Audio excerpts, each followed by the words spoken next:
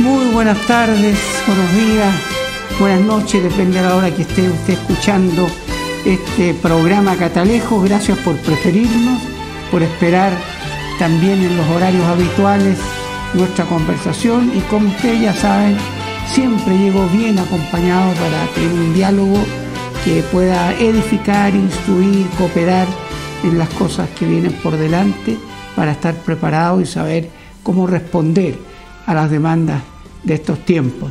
Nos acompaña en esta ocasión un antiguo amigo y también amigo del programa, porque ha estado varias veces en estos conversatorios, don Mario Ríos Santander, vastamente conocido a nivel nacional como ex senador, y además estuvo en el Tribunal Electoral, en los tres poderes del Estado, también en el Ejecutivo antaño, y que hoy también es un excelente postulante al cargo de consejero en la Convención Nacional por la zona de Chillán. Así que bienvenido, don Mario. Muchas gracias. Un gusto tenerlo de nuevo acá. Gracias, obispo. La Convención Constitucional. La Convención Constitucional. Consejo Constitucional.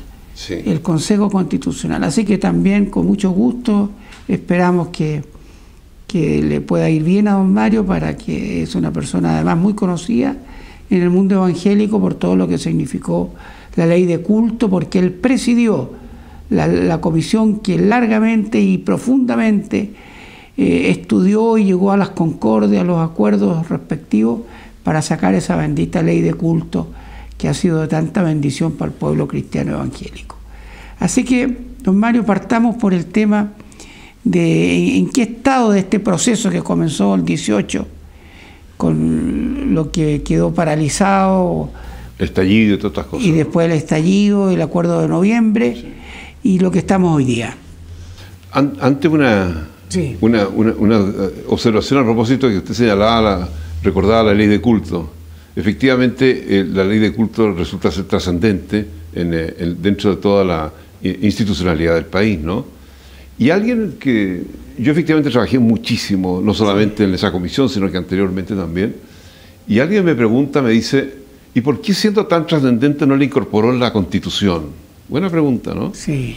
Entonces yo les dije lo siguiente, les dije, el tema está que en América Latina las constituciones duran menos que las leyes. Yeah. Y eso es verdad, ¿eh? América Latina tiene en los últimos, 20 años, 200 constituciones, ¿no? En cambio hay ciertas normas legales que se mantienen. Yeah. Lo que está en juego, y probablemente se elimine, esperamos que no, es la exención del impuesto territorial, o llamado contribuciones. Eso ya en la propuesta fallida de que se rechazó por el 62% el 4 de septiembre, y habían sacado de la Constitución, del artículo pertinente a la libertad religiosa, el hecho del no pago de contribuciones. Bueno, ese proyecto que usted lo titula como fallido, realmente fallido, ¿no? Sí. Porque no solamente estaba ese problema porque no es posible incorporar tributos, ¿no?, en estructuras espirituales que tienen funciones más bien hacia el alma y el corazón de la persona, y la razón, naturalmente, y no vive de materialidades ni cosas de ese tipo. Entonces, y además que la historia, las constituciones tienen que reflejar la historia, y la historia de las contribuciones, que no es muy antigua tampoco en Chile, parte del año 39 prácticamente, con el terremoto del año 39, o terremoto de Chillán, en que se recurre a recursos y se establece este impuesto por primera vez, ¿no? Pero quedaron fuera las entidades religiosas, los templos y las construcciones laterales a los templos, la casa del pastor, el sacerdote, la parroquia, todas las cosas. Y obviamente querían echarlo abajo, por un problema doctrinario, ¿eh? Son odiosidades que quedan, y que finalmente, menos mal que esa constitución se rechazó con el 62%, y fue un rechazo muy, muy fuerte y muy decidido. Bueno, a propósito, la semana recién pasada estuvimos con el director de Impuestos Internos. A ver, cuéntenos eso, obispo. Y ahí quedó ratificado de que las iglesias en sí no tributan. No, pues no tributan. Pero es lo que corría. Sí. Lo que sí tributa, porque hay una nueva clasificación, ahí aparecen las organizaciones religiosas. Pero lo que tributa es que si una organización religiosa tiene una fundación, una ONG, un casino, una librería, Ahí sí que esas cosas son... Tienen que conocer el impuesto interno. Tienen que conocerlo. Y ahí se resolverá si tributa o no, porque si son todas organizaciones sin fines de lucro, finalmente... Pero las sin fines de lucro tienen que tributar también. En algunos casos en la siempre. ley 20.500, por lo menos tiene que tener contabilidad completa, y etcétera. Sí. Bueno, pero... Y aquí vale la pena para los televidentes que están oyendo. En realidad, tal como dice el obispo, existe una entidad que es la Iglesia, propiamente tal, que es la entidad religiosa. Y la Iglesia no tiene temas de tributación, la Iglesia no es de este mundo tampoco, nace no por efecto de esta ley de culto, no, la Iglesia es anterior. La Iglesia puede tener o no tener persona jurídica, así lo dice el artículo 8º. Las entidades religiosas dicen podrán tener personas jurídicas. Y nosotros establecimos esa palabra podrán porque no es obligatorio tenerla, claro, para amar a Dios y tener, digamos, una organización religiosa, no una iglesia o el nombre que sea. Así que está bien esa diferencia y es bueno que usted, obispo, como ha ocurrido ya en otras ocasiones, haya tenido la oportunidad de definir más este tema en impuestos internos. Creo que la gente de impuestos internos que de pronto no conoce bien este asunto, pero la participación suya el otro día, la semana antes pasada, fue muy importante. Sí, junto con el presidente de la mesa ampliada también fuimos con el obispo Emilio. Ese equipo sí ha dado muchas peleas y con efectos muy positivos. Bueno, ahora estamos en esta...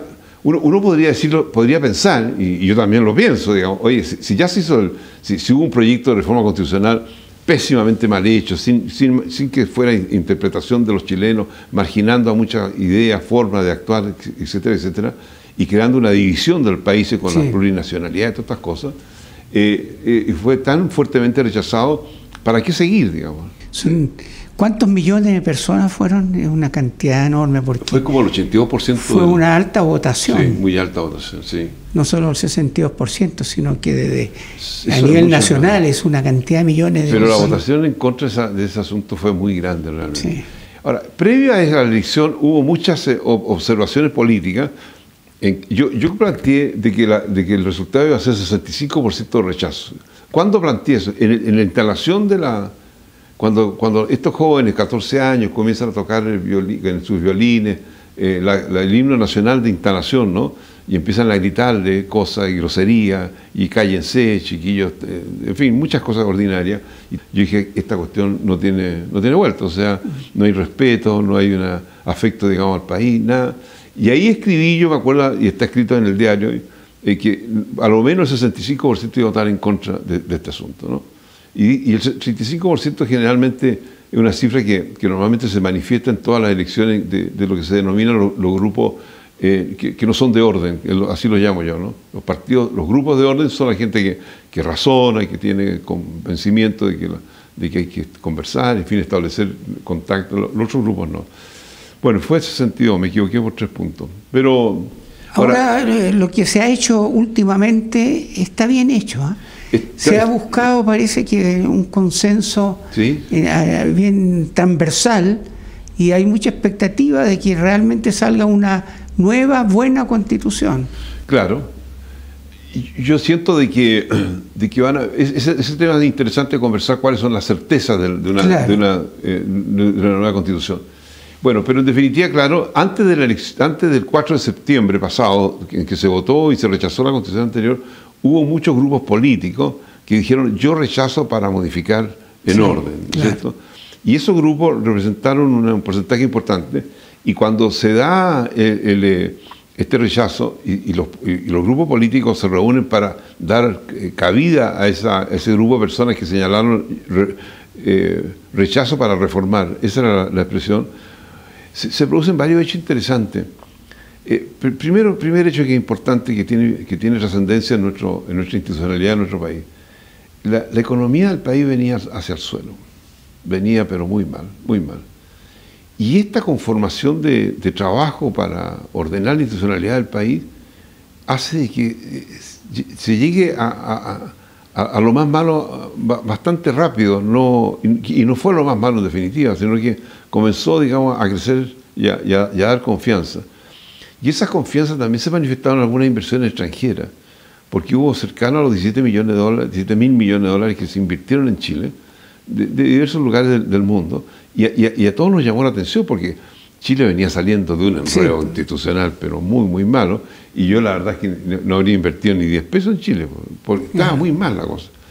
Y el hecho de que se haya producido por parte del Congreso un ordenamiento a este tema, conversemos nuestra Constitución, pero conversémosla con tranquilidad, con profundidad, démonos tiempo, no tanto tampoco, para tener una visión de todo este asunto. Y ahora sí... Y ahí hicieron unos límites o bordes o ciertos principios básicos, ¿no? Primero se dejó establecido que en el documento que se va a presentar a la ciudadanía y que la van a votar, si se vota rechazo, queda esta Constitución y punto. Y no se discute más, lo actual. O sea, no se parte entonces de un papel en blanco, se parte con una Constitución que existe. Y sobre esa Constitución va a haber sin duda alguna algunas diferencias de opinión en muchos articulados, y yo creo que también van a quedar otros artículos ahí. Pero básicamente los 3 poderes del Estado se mantienen, sí. ¿Cierto? Que es importante porque va a seguir siendo un país bicameral con su Cámara de Diputados y el Senado, sí. Que se trató de suprimirla otra vez y darle un rol más insignificante. El Poder Judicial desaparecía también, y se creaban algo así como 12 poderes judiciales en 12 territorios distintos, territoriales, con etnias distintas también. Claro. Era un surtido para caldillo, esta cosa, ¿no? Un desastre. Bueno, pero aquí vienen algunas cosas que son importantes. Yo tengo la sensación, obispo, de que lo que se van a discutir ahora son certezas muy definidas. Por ejemplo, el tema previsional. El tema previsional requiere tener certezas. Es cierto que la primera FP, por así decirlo, es la familia misma. La familia siempre está obligada a los miembros de ella que están o ancianos, qué sé yo, hay que cuidar, los padres tienen que cuidar a los hijos, en fin. Esa relación hay que trasladarla porque es una relación de la naturaleza humana, y esas son las cosas. Reflejada en la Sagrada Escritura también. Reflejada en la Sagrada Escritura. Que le da a los hijos y a los nietos esa obligación de atender a sus familiares ancianos. Y eso se traslada entonces a esta sociedad que buscará fórmulas para que ese principio y ese valor tan trascendente, bíblico, cristiano, realmente se manifieste en la plenitud de su forma. Ese es el tema. Y ocurre que en el transcurso de la vida de las sociedades se ha ido extendiendo la vida del ser humano, porque la ciencia ha alcanzado niveles fantásticos, en fin. Y el resultado de esta cosa es que hoy día las personas que jubilan entre los 60 y 65 años tienen prácticamente 30 años más de vida. Estamos ya superando los 85 años de expectativa de vida. Chile está en el top de lo más alto. Sí, está muy alto, ¿no? Entonces, las mujeres que jubilan a los 60 años llegan a los 90 de todas maneras, ¿no? Ya son 30 años más de vida. Y claro, sostener esos 30 años sin trabajo realmente es un valor mayor. Entonces, ahí vienen las proposiciones que se están haciendo. Algunas de ellas responden a la Constitución y otras son solamente leyes. La Constitución es aquí el conjunto de principios y valores globales, generales, que dispone la sociedad para actuar dentro de esos valores en las normativas administrativas que le convengan, digamos, ¿no? Entonces, no todo es Constitución, pero en este caso, y este es mi proyecto, sí es Constitución. ¿De qué se trata? Primero, entender ciertas cosas. Primera cosa, el recurso actual dispuesto no alcanza. Yo creo que incluso con 6% tampoco alcanza. Esa es mi opinión. Yo creo que tampoco alcanza. Porque lo que ocurre es que el mayor problema que nosotros tenemos en estos sistemas del 10 y el 6% es que las personas tienen que completarlo con sus contratos de trabajo. Y Chile tiene un altísimo número de trabajadores que no tienen contrato. Informal. Y entonces esa relación del 6% no les sirve a ellos. Hay que buscar una fórmula en que ellos trabajen, les gusta trabajar libremente, en fin, que son los feriantes, los taxistas, hay mucha gente, hay 2 millones de trabajadores en Chile que no están incumpliendo con las normas, sino que libremente ellos han escogido esa responsabilidad de trabajar y con algún grado de irresponsabilidad también no están incorporando recursos para su jubilación. Esa cuestión hay que entenderla y la naturaleza de nosotros los chilenos, que son una naturaleza latina, somos así. Somos por naturaleza con algún grado de irresponsabilidad que finalmente ya forma parte de lo que es nuestra etnia, ¿no es cierto?, con las características propias de mi individualidad con la sociedad. Pero ¿cuáles son las cosas? Uno, aquí nacen en Chile más o menos 245.000 niños en el año. Nosotros, porque no solamente una opinión mía, sino que de mi equipo de trabajo, sostenemos de que ese niño que nace debe recibir 1 millón de pesos en el momento mismo de su nacimiento, en una cuenta previsional que se inicia el mismo día de su nacimiento. Eso significa 245.000 millones de pesos en un año. ¿Qué representa eso? Es más o menos el presupuesto de la Municipalidad de Santiago. No es tanto. El presupuesto de Chile, señor televidente, hoy día es de 82.000 millones de dólares.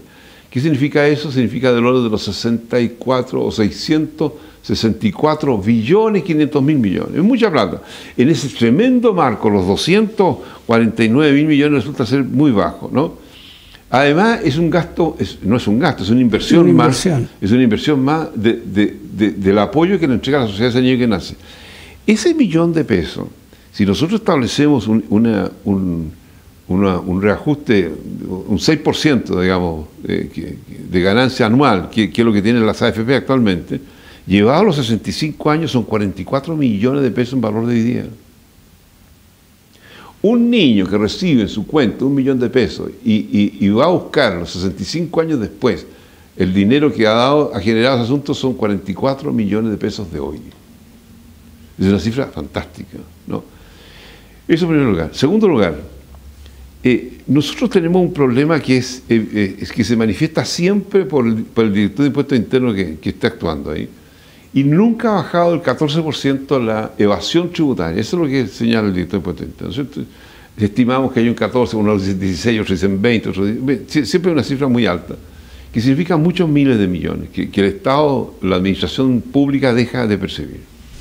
Y no tiene capacidad de fiscalización a ese extremo. Entonces nosotros proponemos lo siguiente, que el 2% del gasto, del tributo que tú pagas en tu vida, vuelva a tu cuenta de ahorro previsional. Si yo voy y me compro 1 kilo de pan, y ese kilo de pan me cuesta 1.700 pesos, el 19% de eso son más o menos 300 pesos, algo así, ¿no? De esos 300 pesos, el 2% se va a mi cuenta, ¿no? Entonces, nosotros vamos a lograr de que las personas administren parte del tributo que administra el Estado, porque ya hay otras entidades que administran tributo. ¿Quién administra tributo? Los que tienen subsidios. En la parte agrícola hay un subsidio que ha provocado un desarrollo agrícola fantástico, que es el subsidio de riego, que se llama. ¿De qué se trata ese subsidio? ¿Cierto? Es alentar la instalación de riego tecnificado en Chile. Y el resultado ha sido tan grande que la FAO hace 3 o 4 años atrás, señalando cuáles son los países mayores exportadores de alimentos, aparece Chile en el 9º lugar. Ahora, bueno, todas esas cosas es fantástico. Y eso entonces nosotros estimamos que el 2% del tributo que yo estoy generando con las compras, en fin, se vaya a mi cuenta previsional. Vamos a transformar... Pero ese es un tema no constitucional. Es constitucional. ¿Por qué razón? Porque el artículo 19... Estará planteado ahora en la reforma tributaria. Nosotros estamos... O la reforma previsional. Estamos hablando con los expertos para que lo incorporen ahora, en esta Constitución.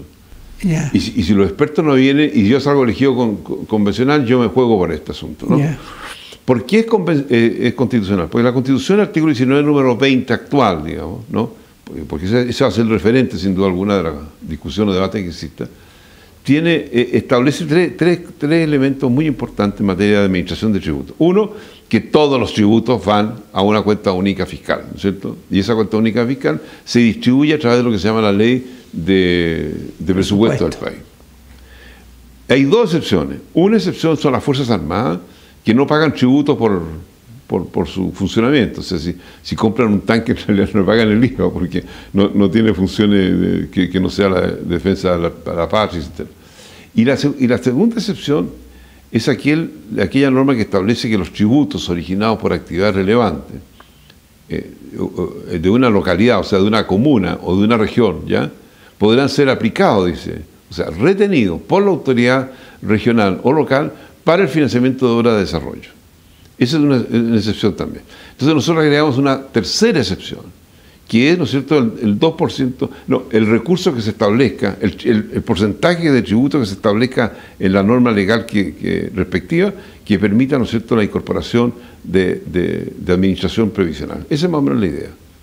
Yeah. Entonces necesitas tú una reforma constitucional. Ahora, es tan evidente esto de la extensión de la vida por 2 o 3 décadas más, que ya han surgido algunas personas, especialmente asiáticas, japoneses y chinos, a argumentar que los ancianos deberían morirse. Incluso uno propuso, como los kamikazes, que debieran haber un gerontocidio, un suicidio colectivo de las personas mayores para poder hacer sustentable, lo cual es sumamente peligrosa esa idea, sea un fake news o no, porque dice que catedráticos incluso de Harvard y otras universidades han llegado a esa conclusión. Es tremendo porque significa un maltrato adicional a la gente de mayor edad que ya de partida lo tiene. Yo diría lo contrario, habría que poner incentivos para que las empresas contraten a las personas mayores. Hoy día cuesta mucho conseguir trabajo después de los 40, 50 años. Y es una cosa que las generaciones nuevas ocupan prácticamente todo el mercado y no hay mucho incentivo para las personas mayores. En China tienen pocos semáforos porque tienen personas mayores que dirigen el tránsito. No sé, buscar... Y con bandera así de verde y roja, brutal, ¿eh? Y son sumamente prácticos. Y además que yo creo que se retienen mucho, ¿eh? Porque alegan y retan de repente a los conductores. Es muy entretenido esa cosa. A ver, está poniendo un tema que yo creo que se va a discutir en los próximos cercanos años. Es el tema de la muerte. Es un tema muy complicado. Claro, eso lleva a avalar la eutanasia también, ese argumento. Pero no es la eutanasia, es la artificialidad de la vida. No en todo, pero en mucha gente, ¿no? Porque el mundo tiene, dicen, 8.000 millones, alguien dijo que esa era la cifra y se aceptó, ¿no? Sí, 8.000 millones. Y la Organización Mundial de la Salud ha señalado que de esos 8.000 millones, hay cerca de 500 millones que viven en torno a la artificialidad. ¿Qué significa eso? Gente que vive con el oxígeno, que no puede trasladarse sin oxígeno, ¿no? Que tiene una serie de situaciones que técnicamente debía haber fallecido desde el punto de vista, si es que el avance... La vida natural. Claro, si es que el avance científico que ha tenido la salud no hubiese tenido, digamos, los éxitos que ha tenido, ¿no? Bueno, esos 500 millones hace 60 años atrás habrían estado todos fallecidos. Esa es la verdad, sí. ¿No? Entonces, esta situación es la que dice, ¿hasta dónde vamos a llegar con la artificialidad de la vida? O sea, es un tema que claro, por eso decía que ese es un argumento que la gente tiene, no solamente el dolor, sino que otro para provocar la eutanasia, ¿no? Bueno, esos son los principios que uno debe tratar de preservar, que son la confianza en que el creador del universo y de la tierra es Dios mismo. Así es. Y que Él verá la forma. Ya tenemos con Malthus hace un par de siglos que vino en la misma angustia, que la población crecía a niveles geométricos y la producción del alimento a nivel aritmético. Entonces se producía cada vez una tremenda diferencia. Y eso al final han pasado un par de siglos y seguimos como humanidad quizás con los mismos problemas. Si bien es cierto, Malthus se equivocó, porque alimento hay en el mundo, ¿no es cierto? Sí se está creando lo que se llama los monocultivos. Y los monocultivos son grandes siembras de muchísimas miles y miles de hectáreas de trigo y nada más que de trigo, porque el mundo requiere trigo. Y eso va creando un problema en la naturaleza. En el desgaste de la tierra, en el consumo de los minerales propios que tiene la tierra. Pero más que eso... Usted como agricultor tiene que saberlo. Sí, no, claro, hay mucho desgaste. De ahí viene la rotación que se hace con los productos en los campos. Pero de repente ya hay productos como el maíz que no requiere rotación. Y ya tenemos suelos en Chile que llevan 30 años sembrándose. Y la verdad es que desapareció toda otra muestra vegetal. Eso es verdad. O sea, entonces es natural que la gente... Pero si una persona, digamos, dice, yo no voy a sembrar, si uno siembra maíz aquí en Chile, y la verdad las cosas que se venden, pero al día siguiente, porque la necesidad de maíz es muy grande. Estimado don Mario, lamentablemente se nos va el tiempo. ¿Se fue? Se nos fue el tiempo. Así que queremos dejarle las cámaras para que usted, a la audiencia nacional, Dios quiera que le vaya bien. Usted ha dado mucho por el pueblo evangélico en sus momentos, que se le pueda responder y tenerlo dentro de los consejeros convencionales será un tremendo aporte en la defensa de los valores cristianos. Yo fui 16 años senador por Ñuble, Biobío y Arauco. Por tal motivo, esta zona a la cual estoy representando la conozco muy bien. Chillán, su capital, en fin, las ciudades, las comunas. Y estoy contento del trabajo que estamos haciendo y las proyecciones. Este tema, por ejemplo, el tema previsional, es uno de ellos en que hemos trabajado muy bien. Todo el sentido profundo de nuestra conversación y de nuestro apoyo está radicado en la naturaleza de las cosas.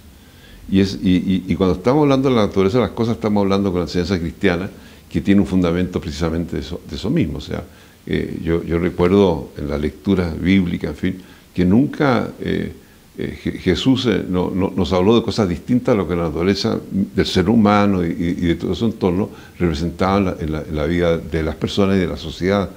Y por tal motivo hay un afán que lo tenemos clarísimo, defensa de la familia, defensa de la vida que está por nacer, defensa de valores y principios que representan nuestra nacionalidad, y ahora, en términos prácticos, fortalecer la ancianidad de las personas mayores y que requieren apoyo.